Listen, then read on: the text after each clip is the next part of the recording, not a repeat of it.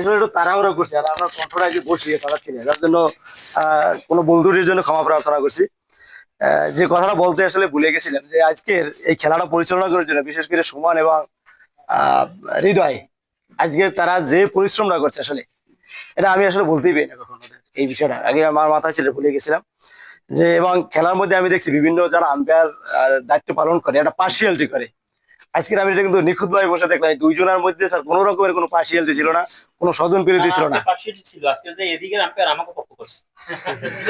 আরে, না আমি ওইটা বলবো না, আমি বলবো যে আমি তো তারা আসলে নিখুঁত ভাবেই চাইছে, আর কিছু হয়েছে কিনা জানি না।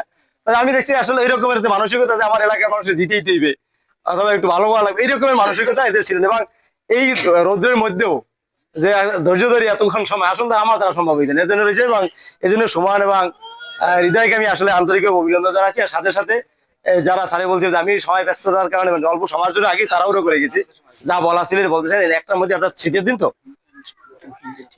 হ্যাঁ, ওরা ওই তো এই যে নামাজের জন্য তাড়াহুড়ো করে, এবং শীতের দিন নামাজ সাধারণত 1:15টার মধ্যে সব মসজিদ হয়ে যায়। এই জন্য আমি একটু তাড়াহুড়ো করে অনেক কথা যা বলার ছিল বলতে পারি নাই। অনেকের আসলে যে একটু ডাকে কাছে আনা ছিল এরকম আমি পাই না, এই জন্য আসলে আমি আন্তরিকভাবে দুঃখিত। তো মাইনুল বলছে যে তুই না কেন, তুই একটু, ও তো আমি পলিটিক্যাল লিডার, ও তো রাজনীতির সাথে বিভিন্ন সময় জড়িত ছিল। দুই জায়গায় কথা না বললে একটু না, একটু অল্পের মধ্যে জড়িত।